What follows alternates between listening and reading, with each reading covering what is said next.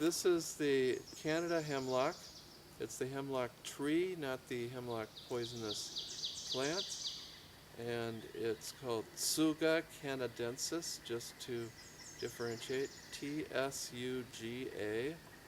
And it's native from Appalachia up the Appalachian Mountains, Catskills out into probably the Canadian maritime provinces, over through the Great Lakes and Canada, North Country, right to Duluth, south of Duluth, Minnesota, but it's not really a Minnesota tree at all. Northern and eastern Wisconsin, we do find a fair amount of it. So, and in cold places throughout, probably states that aren't quite as northern. Yeah, so Canada hemlock is I guess it's a timber tree, and okay, in the old days I've read, and I've never tried it, but in the wintertime, if you're stuck in the woods and the blizzard has come and you're stuck, you can take some of these boughs, these very flat boughs here, and put them and build a bed, and it will keep you warm in the wintertime in the snow. And that's an old Indian trick undoubtedly, but it's the pioneers learned about it, at least I read about it, and that makes a lot of sense, because this tree grows where it's really cold, like you're in an Appalachian, what would it be called, a draw or a canyon, and you're walking along and it's getting darker and deeper and darker, and all of a sudden all the hemlock's in there, very shaded and deep, and it feels cold. So this plant has to warm itself up some, and it does that, and it conveys that to you. So it's very warming and then astringent. The sap is used. The sap was a byproduct, I think, of the timber industry, and so in the 19th, 20th century, they made sap. They made a oil of hemlock, they called it, which was used for. They make plasters, and they put it on the lower back. And I just gotta try some of this.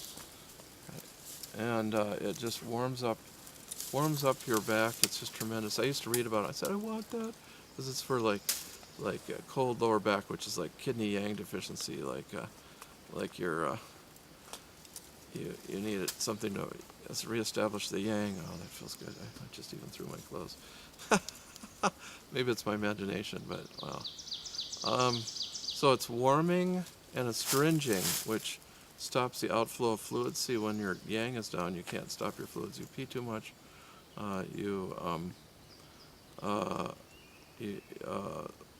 Loss of, it could be spermatorrhea, and nocturnal emissions, and you have lower back pain, knee pain, and then peeing too much is really typical. And so you reestablish the yang. You need yang warming tonics, and warming and astringent's an ideal combination. So I used to read about that. Oh, that plaster. Oh, I want some of that. Oh, it's so good. And finally, one of my students made it. She made it out of the boughs, although, as I read further and investigated, you can buy the essential oil, a little 2 grams or whatever, for $10, and they don't usually call it hemlock, because then people think it's poisonous, so they call it Canada hemlock, maybe, but more likely spruce hemlock, or Canada spruce, or even just spruce. So you have to look at that Latin name, Tsuga, Tsuga. So you take some of that oil of hemlock, modern oil, more from the essential oil industry, and you pour that in with some a warming oil. Peanut oil would be the most warming, but if you're allergic to peanut or someone else's, you don't want to use that, but otherwise you put it in olive oil or something, and then you add some goldenrod, which is for kind of the arnica of the back, for like stiff muscles and so on, and congealed blood, and you can put mugwort in that if you wanted to. That was my friend's formula. What did she call it? Barbara Fornell. She made up that recipe. I changed the arnica to goldenrod, and then you have that, and you just apply that. The very first time I applied it, It felt like warm fingers going between my vertebrae. It's like, oh yes, yes.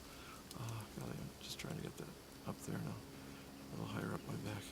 And it was so nice, and my back felt much better after that, and I'll have to get back to that when I get back home. I've been away from home for about a year and a half to get back to my supply. So that's kind of use number one, warming the back. It's good for the kidneys. It would be good for kidney yang, which has those other uses, maybe peeing less, maybe nocturnal emissions, maybe certain knee and back pain. I use the Solomon seal for the knee and back pain anyways, or the knee pain. Okay, so use number two, in the old books, this was used for dysentery or bloody flux or bloody diarrhea or severe infections, germs in the digestive tract, which people got a lot more from impure water.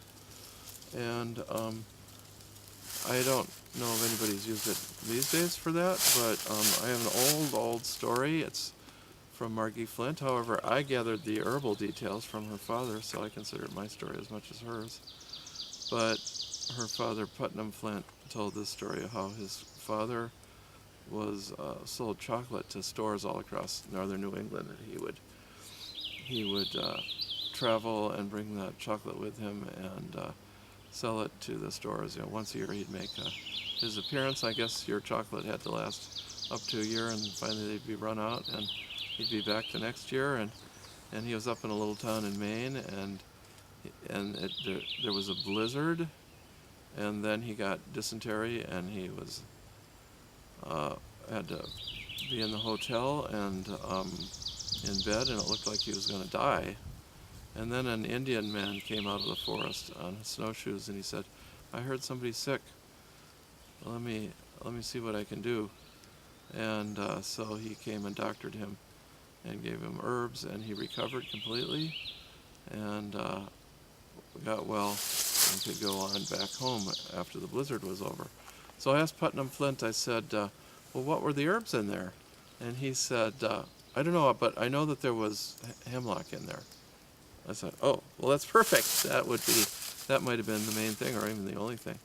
So hemlock tree, the bark or the boughs, I'm not sure, but he made teas, and that would have been, it's an astringent that binds where there's too much fluid, and it's warming, that's going to kill the bacteria. So that saved his life. So before he left, he thanked the Indian man. He said, "You saved my life. What can I do to repay you? And can I give you some money?" And he said, "Well, what I could really use," said the man, is a gun, because it's illegal to sell guns to Indians, but you can give me one though, and then that would help me support my family." And so Putnam Flint's father said, "Sure enough, we'll do that." And he came back the next year with a gun, and the man gave him a buckskin coat with beads and decorations all over it, Indian art, and Margie still has that to this day, and she didn't brag about it. I didn't know that that's what it was. It's really quite remarkable. So there's a beautiful story. There's hemlock. That's what I know about this tree.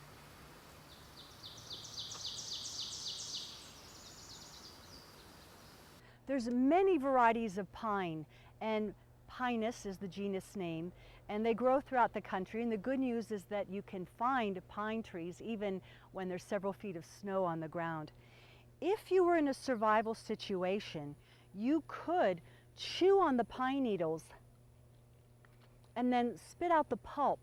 We're not really designed to digest pine needles. They're quite fibrous for the human digestive tract, but by chewing them, you can extract simple sugars, vitamin C, and wonderful compounds that help a cough.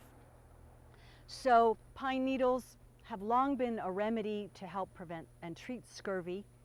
You can certainly make a tea of pine. I consider pine needle tea great for the lungs, any type of respiratory condition, and even just walking in a pine forest feels deeply nourishing to our lungs. This pine is actually a ponderosa pine, and the way I can tell is if I smell it, the bark smells a little like butterscotch, or some might say a little like vanilla. Now, Any kind of pine tree could be consumed as food, the bark internally, in an emergency situation. I don't suggest ever girdling a tree or cutting a tree unnecessarily, but if your life depended on it, you were lost in the woods or very, very hungry, you could remove some of the outer bark and then take the inner bark and either chew on that, boil it as noodles, or make a tea out of that. And during difficult winters, many animals will scrape the bark off with their hooves and use it. Of course, pine cones make good tinder for starting a fire, and if you catch them at the right time, most pine cones are going to have a little tiny nut underneath. Most people have enjoyed delicious pine nuts, and of course those are from very big cones. But any type of pine cone, before it's opened up, you remove these bracts and there'll be a little nut inside, and then you have to peel that, but you will get fat and protein from that. And I remember years ago learning how to make baskets out of pine needles. Swavo Brooks taught me to make a basket so tight that it would even hold water. So certainly pine is a tree that has long served humanity. Another thing you can do with pine needles is add the needles to the bath, especially if you suffer from muscle soreness or arthritic limbs.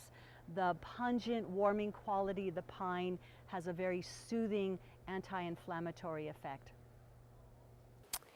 Here is one of my favorite quintessential Northwoods trees, the white pine, or Pinus strobus. This is an example that approaches how big these trees were before they were logged. Let's get a closer look.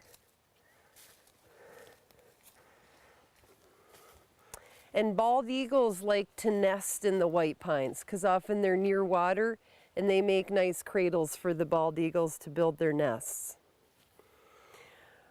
When we identify pines, the best way to do it is to get a bundle of needles, and that'll help us, that'll give us a clue as to what kind of pine we're looking at. The appearance of the white pine it's kind of a soft look, and it has soft feathery needles. This is called a vasicle, the cluster. And the white pine has a cluster of 5. And this is the mnemonic device for this tree. So WHITE gives us a clue this is the white pine. I harvest this plant any time of year. And what I do after I offer tobacco is I cut off these small twigs. And anytime I'm wildcrafting trees, I always keep in mind the benefit of the tree. So I think about pruning techniques that are going to benefit me. I'm gathering the medicine, but I'm also going to benefit the tree by pruning crowded branches or branches that'll get shaded out anyway.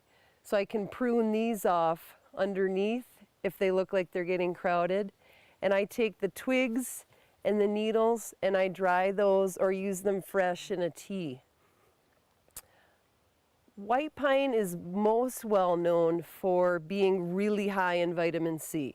So this plant is another great vitamin supplement, especially in wintertime when we're kind of tending to be a little bit low in the vitamin C category. So I dry this for fresh use and then for later use in the wintertime. You can, if you run out, you can ski out onto the trail and harvest it that way in wintertime. So again, it's best used either dry or fresh. Another ailment that I use white pine for is any kind of respiratory troubles. This seems to really help with. So colds and flus, bronchitis, we use a tea of the white pine. And our classic Northwoods blend that we use at my house has white pine and sweet fern and wintergreen, which we'll also look at today. Here I'm with another of our important lung remedies. I think this is still official in the U.S. Pharmacopoeia. Someone out east makes white pine compound cough syrup. This is white pine or Pinus strobus, and it is a fine, beautiful, huge tree, native from New England out to Minnesota here at north into the Canadian Shield. And the Indians use the bark, but I don't like to damage the tree, so it's rarer than it was when the Indians were using it. So I use the needles, fresh needles. Midsummer you get fresh growing needles coming out in early June. And it is a good remedy. It's antiseptic. You know, it's like pine sol.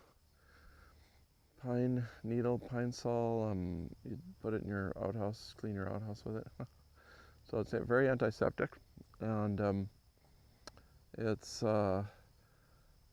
internally antiseptic, and it's good for infections low down in the lungs. With green mucus, green viscid sap-like mucus, as Ben Charles Harris says in his book, The Complete Herbal, which is on the Doctrine of Signatures, because that's green sap-like mucus. As he notes, it takes a lot of energy to raise the sap from the bottom, from the roots all the way to the top of one of the giant trees, because it's one of the largest trees in the woodland forest, and it's a good head and shoulders above the other woodland trees, and therefore it takes all that extra energy to raise that sap up. So what it can do for itself and can do for us, it helps raise the sap, raise the mucus up from down when the infection is deep down in the lungs or back in the sinuses. So it's kind of for your more serious respiratory problems with infection. And with elecampane, it's one of the two remedies for green mucus. Dr. Bhakti introduced pine. He was using Scotch pine for guilt and shame as a flower essence, and I found white pine is good for that too. It's like a noble tree that shoots up high above the other trees, and therefore it's for nobility of spirit. It's for high ideals, and then when you don't live up to them, you feel shame and guilt. So, our beautiful little tree. Oh, let's see. Stephen Buhner did research and found that the pollen of the pines in general and of corn are the highest in testosterone-like or androgen-like properties of any plant substance. That's kind of doctrine of signatures again, like the pollen, and therefore it's a supplement for low testosterone or androgen.